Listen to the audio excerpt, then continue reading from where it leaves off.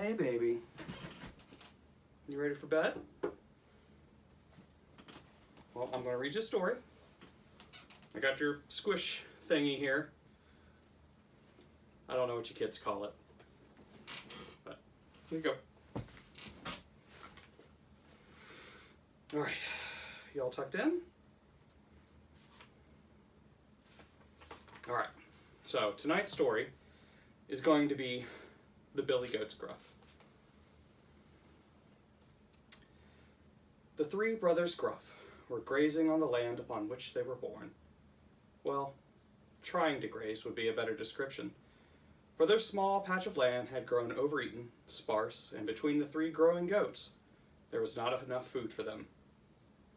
Everywhere they looked, all they found were chewed-on roots and dirt and hard brambles not fit to eat. Unger Gruff, the youngest of the three, darted here and there, looking for spots they may have missed. Hera Gruff, the oldest of the three, laid in the shade of a tree, chewing on its roots. Hafir, the middle brother, had caught sight of something promising, a fat bunny hopping through the brambles. "Brothers, look! A fat bunny hops off the way," Hafir said with excitement. "So? We don't eat bunnies, we aren't wolves," Unger said, annoyed. Hera grunted, but stopped chewing on his roots and looked on at Hafir, waiting for him to go on. "Younger brother, how is the bunny fat? She must be getting food somewhere," Hafir explained. "Oh! Let's get the bunny to tell us where the food is!" Unger exclaimed, and took off like a bolt. Hafir and Hera both sighed deeply, and went to follow their younger brother on his chase, Hafir following at a trot, and Hera at a simple walk. Unger lunged right for the brambles, spooking the bunny, and sending it darting through and out of the sharp, poky bushes. "Wait, bunny! We're hungry!" Unger yelled at the fleeing rabbit, which surely did not help her opinion of the young goat. Unger chased the rabbit here and there across the barren land of the Gruff goats. The chase led the bunny and the young goat to the edge of the land towards the gorge that separated them from the lands beyond. The lands beyond were larger and more verdant than the land they were currently on. The gorge was wide and deep, though, and a rushing white river raged beneath them. A fresh rainfall and snow melt from the mountains beyond had made the river more treacherous of late as well. And when they got close, the young Gruff saw that there had been a change. One of the large trees from the other side of the gorge had fallen, spanning the top of the gorge, forming a bridge across. Unger skidded to a halt as the bunny ran across the tree bridge. Seeing a way across excited the young goat, until a large clawed hand reached up from under the trunk to snatch the fat bunny off the tree. Chomping and crunching could be heard from underneath the tree bridge. Fear gripped Unger, but seeing the lands beyond made his small tummy rumble. And thinking with his stomach, Unger moved forward toward the bridge. When reaching the edge, the young Gruff took a deep breath and took off as fast as he could. He knew in his heart of goaty hearts that he was faster than that fat bunny, despite never catching up to her. And sure enough, as he reached the middle, a huge clawed hand reached up and snatched the young goat off the bridge. "Wait!" Unger cried, with a sob. "Please don't eat me. I am small, and I would not offer much of a meal." The hand of the troll came to a stop. For that is what it was, a troll. Massive beasts of the earth and stone that prey on easy meat when they come across it. And from the underside of the tree, a deep, gravelly voice echoed from the gorge.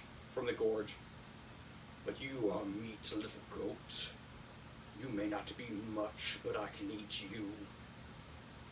"Ah, but if you do not, I can send my much bigger brother across in my stead, and you will get more than you can eat and all that you deserve," Unger said. The troll held the young goat above the tree in silence. After some consideration, the troll set the youngest goat down on the tree. "Go, young goat. Send me your bigger brother, and I will allow you to cross and get fatter in the fields beyond. With tears in his eyes and a catch in his breath, the younger Gruff darted back to his side of the tree to wait for his brothers. Hoffer, who had been trotting to catch up, finally caught up with Unger. "What is this? Why do you look so haggard, brother?" Hoffer asked. "I am sorry. There's a troll beneath the bridge, brother, and I promised to send you across for him to eat, so I could get away," Unger said with sadness in his voice. "Fear not, brother. I will sneak across the bridge so that your promise will be fulfilled," Hoffer said with confidence. And with that, Hoffer nodded at his brother and walked off towards the tree bridge. He stopped at the edge and surveyed the path. He saw where he could step to make the least amount of noise. He observed the halfway point and guessed he could make a run from that point, making it harder for the troll to snatch him. And beyond, the green grass and the berry bushes rustled with a soft wind, making the middle brother's tummy rumble.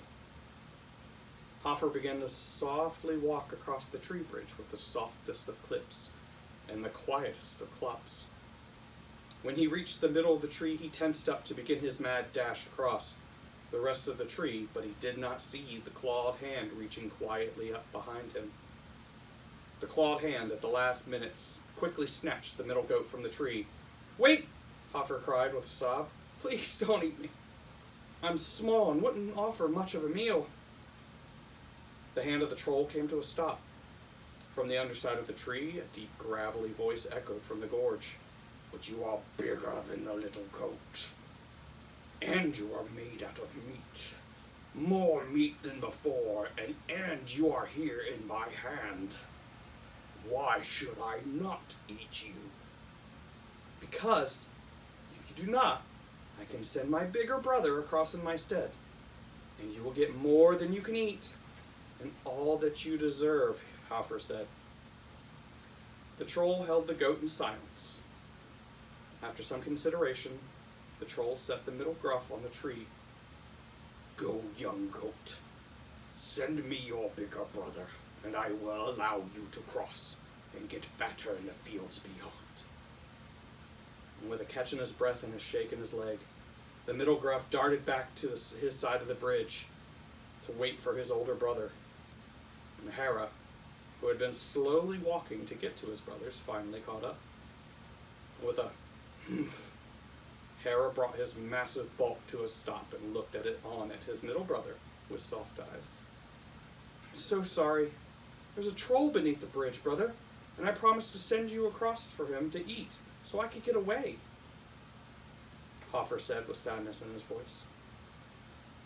Hera nodded at this, walked forward to nuzzle his middle brother and then his younger brother, before approaching the bridge. And without stopping, Hera stepped onto the bridge. Heavy footsteps sent the sounds of his clip-clop ahead of him. And before reaching the middle, the clawed hand came from the underside of the tree. "You must be the big goat promised to me, and I will eat you now." With a snort, Hera said 3 words, deep and powerful. "You can try."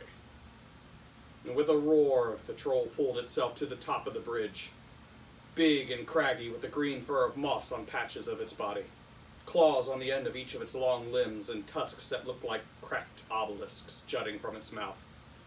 Another roar opened its mouth wide, and a red-orange glow showed from deep in its gullet. Hera stood unfazed by its display, and when the troll's roar died down, he surged, head down and horns forward. With the sound as a crack of thunder, Hera slammed into the troll, pitching it to the side and into the gorge. The troll screamed all the way down, only cutting off as it hit the water. And without even looking, Hera resumed his walk towards the verdant fields. The young goats, mouth open in surprise, finally shook off the shock and ran across the bridge, daring a glimpse into the gorge to be sure the troll was gone. And from that day on, the brothers Gruff had their fill of food and shade from trees and water from fresh springs. The end. Okay. So, I think it's time to get to sleep now. We have an early day tomorrow. And I want you to sleep well. And I want you to dream sweet. And I love you. Good night, baby.